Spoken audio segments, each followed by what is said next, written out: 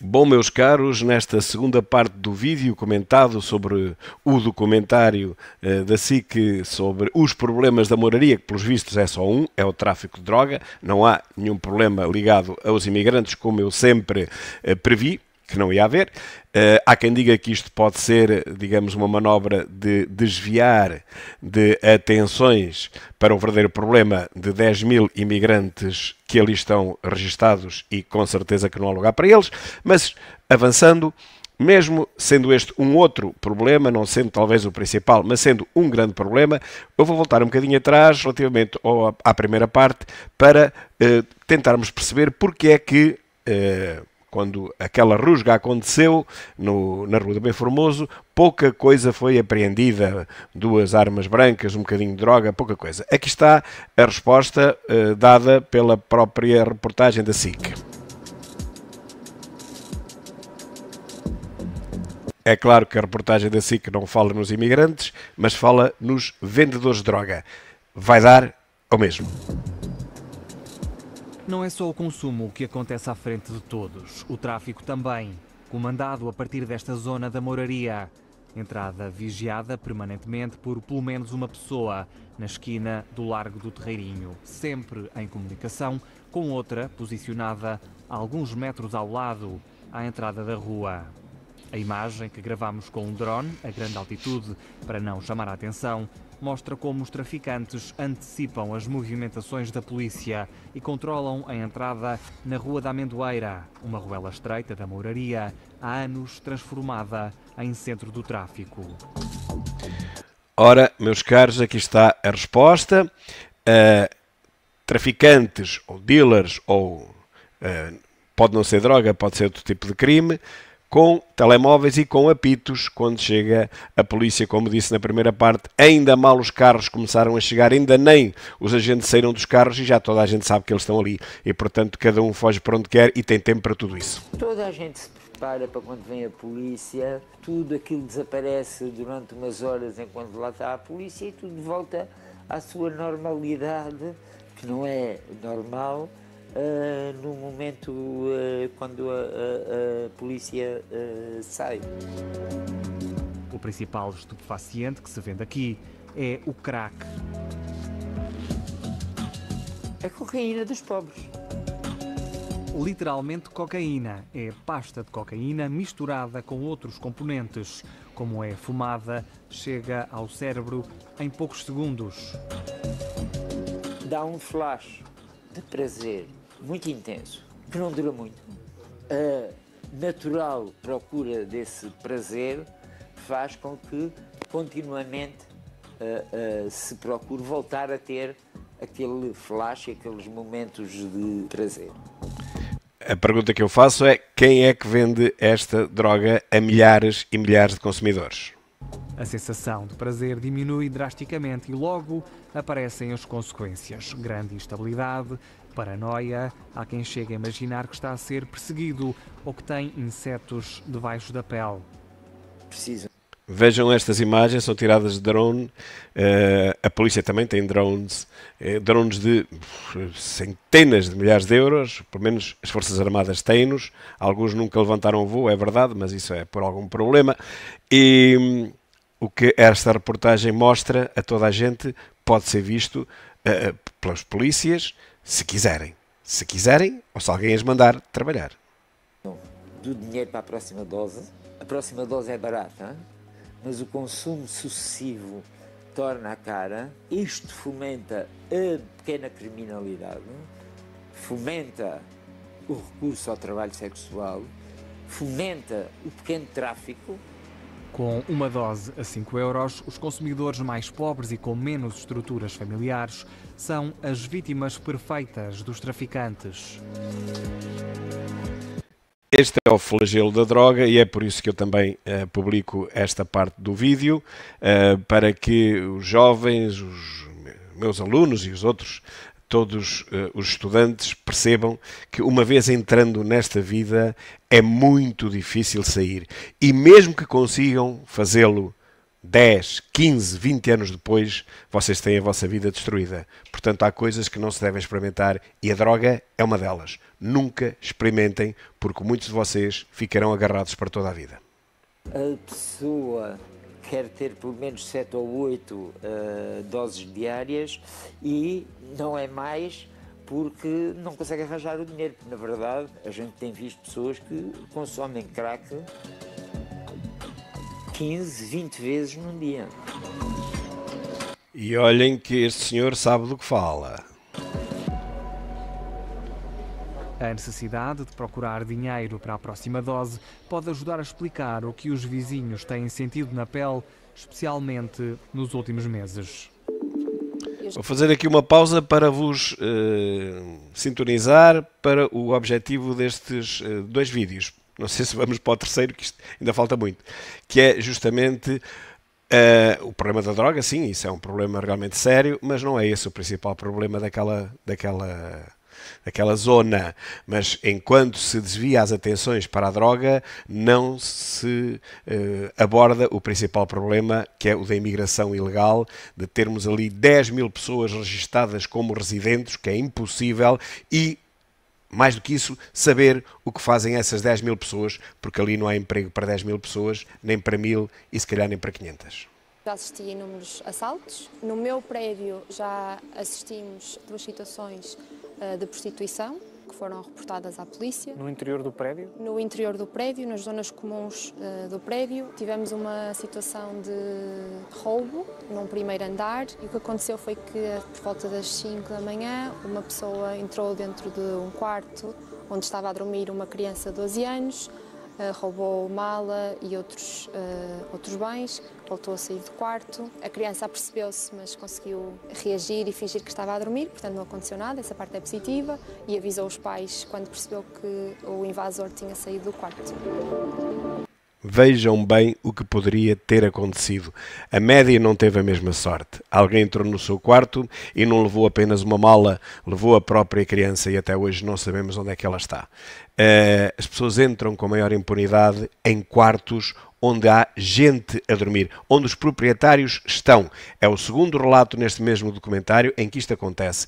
Entram dentro da casa, mas em momentos em que estão lá os proprietários dentro, eles ouvem o barulho das pessoas a conversar, enfim, a conviver, e mesmo assim entram dentro das casas. Não há nada mais perigoso do que isto. Penso eu que não há nada mais perigoso do que isto.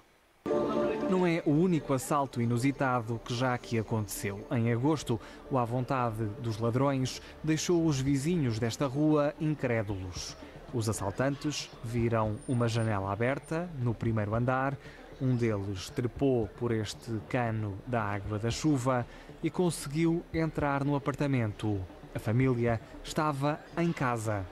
The guy was in one room working, the baby was in another room, and then he heard something and started calling the baby, and then he ran to the corridor and saw the guy from nowhere, and he punched him to the face and went to another room to check the baby. At that moment the guy disappeared to the park. Yeah. But the baby was inside. The baby was inside the apartment. A tentativa de assalto aconteceu em casa de uma família que conhece a zona e estava atenta. Algo cada vez mais raro numa vizinhança onde, nos últimos anos, apareceram milhares de placas como esta. Alojamento local. Santa Maria Maior, por exemplo, perdeu mais de 20% da população em 10 anos. E agora vamos colocar as culpas no alojamento local. Portanto, primeiro os vendedores de droga e agora o alojamento local. Bom, mas se não houvesse alojamento local, o que é que aconteceria? Havia ainda mais imigrantes ilegais ali a residir. E vamos ver que agora a reportagem se vai direcionar para a praga, para o pernicioso que é termos alojamentos locais em zonas onde, de facto, eu não construiria, porque a sensação de insegurança, juntamente com a insegurança, é tanta que parece que só um louco iria investir dinheiro ali. Mas vão ver que não. Vão ver que há muitos loucos a querer investir dinheiro ali, em que o metro quadrado chega a custar 6.300 euros o metro quadrado e onde há cada vez mais gente a querer investir. Vá-se lá saber porquê. De antes vivia gente, hoje dormem turistas. Eu, de facto, quase não tenho vizinhos. Nós estamos em ruas onde não vive ninguém, onde estão pessoas temporariamente. Isso teve uma implicação brutal nas nossas vidas. Ou seja, o bairro parece que se esvaziou e tem, neste momento, o AL, é algum dele, é verdade, de luxo, que convive com favelas. Portanto, nós temos os turistas a passar com os trollers ao lado das pessoas a fumarem crack e a viverem na rua e usarem esta rua como casa de banho. E a usarem esta rua como casa de banho. Vejam bem, alojamentos locais de luxo em que os turistas pagam centenas, talvez milhares de euros por 2, 3 dias de permanência ali e depois saem da casa e encontram gente a injetar-se. Acham que esses turistas voltam outra vez ao mesmo local ou à mesma rua? Claro que não, mas não faz mal, porque há tantos turistas, há tantos milhões de turistas, que não é preciso que o mesmo cliente volte 2 vezes ao mesmo local. Basta que venha outro. E enquanto se dissemina e não se dissemina esta pouca vergonha relativamente ao que se passa naquele ambiente, naquela moraria, enquanto o mundo não sabe disso, e vai demorar décadas até ser generalizado, bom, então haverá sempre clientes. E é por isso que as grandes cadeias, o grande capital, investe sempre ali, porque as pessoas não falam umas com as outras com rapidez suficiente para que a procura baixe. Está tudo inventado, meus caros. Um sítio daqueles vai ter milhões de pessoas até se começar a perceber que há ali muita droga. Vai ter milhões de pessoas. É isso que interessa. A zona mais sensível está nesta imagem postal de Lisboa, dividida em 3 freguesias: São Vicente, Santa Maria Maior e Arroios. Ao todo, vivem aqui 40 mil pessoas, dados dos censos de 2021. Sabe quantos alojamentos locais existem aqui? São mais de 11 mil licenças, com capacidade para mais de 50 mil turistas.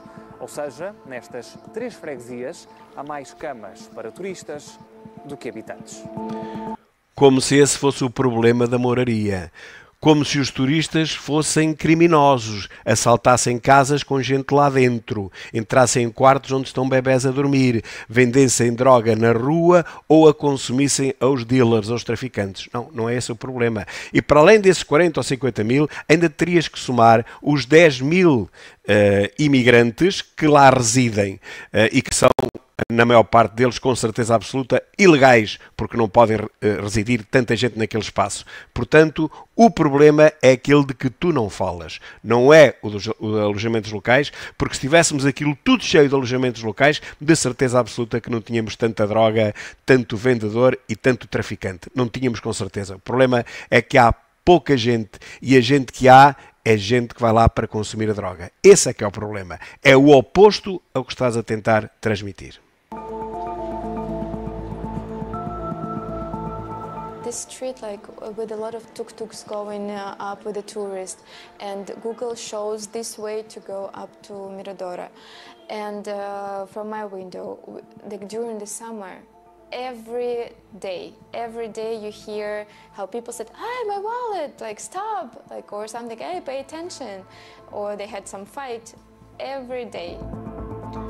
Portanto, meus caros, aqui está o verdadeiro problema, é a criminalidade.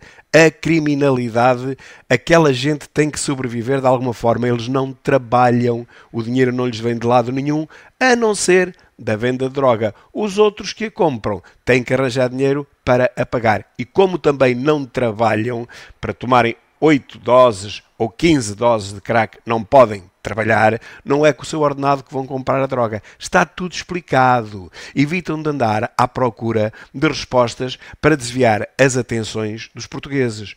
O problema é a droga, o problema é a imigração ilegal, que tem que fazer alguma coisa para viver. E o que é que ela faz?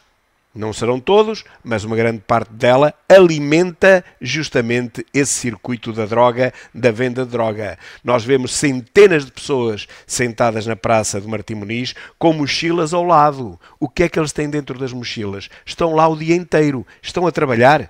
Não, não estão a trabalhar. Então o que estão a fazer? Estão à espera de clientes. É esta a única resposta. Não sei o que é que eles vendem, mas devem e têm que estar à espera de clientes, pois se não trabalham, o dinheiro tem que vir de algum lado. e a algum lado, só pode ser da venda de produtos e de certeza que são ilícitos. Também os alojamentos locais são vítimas frequentes de assaltos e de tentativas. Os autores estão identificados, muitas vezes filmados, mas volta e meia reaparecem para tentar a sorte. E filmaram um tipo a tentar entrar numa casa e noutra. Pá, isto é inacreditável. Isto é simplesmente A inacreditável. conta oficial da Câmara de Lisboa põe as culpas no anterior Executivo PS, que acusa de ter falhado na regulamentação. Diz que freguesias como Santa Maria Maior chegam a ter rácios de alojamento local de 65% e 70%. E se tivesse de 100% não havia criminalidade. Não havia criminalidade. Estás a tentar enganar os portugueses. Com 100% de alojamento local, não havia criminalidade. Números que a Câmara considera absurdos e que não deveriam ter sido autorizados. As consequências estão à vista e a situação pode ainda ficar pior. Portanto, o melhor é desaparecer o alojamento local todo e ficarem as casas de volutas para haver cada vez mais traficantes, cada vez mais consumidores, cada vez mais imigrantes ilegais. É isso que tu pretendes. No topo da Rua do Bem Formoso está o Intendente. Este será o nosso último ano. Terminamos no fim de dezembro de 25. Fomos dos primeiros, somos dos últimos, não nos renovaram o contrato. No sítio da Casa Independente vai nascer mais do mesmo. Vai ser apartamentos de luxo, vai passar a ser possível construir mais 2 andares e valerá muito mais do que o Palácio só. E aqui se põe a questão quem é que vai investir no sítio daqueles. Mas olhem, esta é mesmo uma das soluções. A outra seria policiamento dia e noite, mas não temos polícias para o país inteiro que necessite, mesmo que não seja o país todo.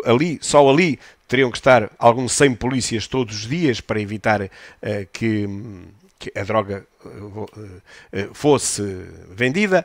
Mas se os pardieiros forem transformados em casas de luxo, naturalmente a segurança será maior. É maior com certeza do que se tiverem os imóveis vazios, não é? Se não houver ninguém a morar lá dentro, se eles estiverem desocupados, aí é que eles entram lá para dentro, fazem o que querem, até incendeiam aquilo durante a noite. Como se sabe, muitos incêndios que aparecem do nada na cidade de Lisboa são provocados por toxicodependentes e por sem-abrigo que se lá metem dentro para se aquecerem ou para fazer seja o que for. Portanto, se transformarmos esses pardieiros, essas casas de volutas, em casas de luxo, de certeza absoluta que estamos aí no bom caminho. Porque a alternativa é cada vez pior. É isto continuar e cada vez mais. Com o encerramento da Casa Independente não sobra praticamente nada do que ajudou a mudar a cara do Largo do Intendente nos últimos anos. Aqui era o Palácio de Pinamanique, do Intendente, ponto de encontro e talvez o único sítio, quando viemos para cá, aberto ao público. Ali era as Joanas, que era talvez o maior ponto de encontro, as pessoas paravam ali. Era um sítio muito virado para a vizinhança e para a comunidade. Fechou há cerca de 1 ano e meio. A zona do Intendente, como sabem, os mais antigos, era uma zona de prostituição, uma zona muito pobre, enfim, no tempo 1970, 1980, que depois foi reabilitada. Houve uma tentativa de reabilitação de vários presidentes da Câmara e conseguiram afastar um pouco dali, digamos, esse mau ambiente, essa má vida. Mas agora, por falta ou de dinheiro ou de vontade política, ou ambos, aquela zona foi deixada ao Deus dará e voltou naturalmente ao mesmo que era antigamente, infelizmente. Nós fomos assaltados em agosto. E porquê? Porque está tudo vazio à volta. Vale a pena ver como era o Intendente em 2010, há 15 anos.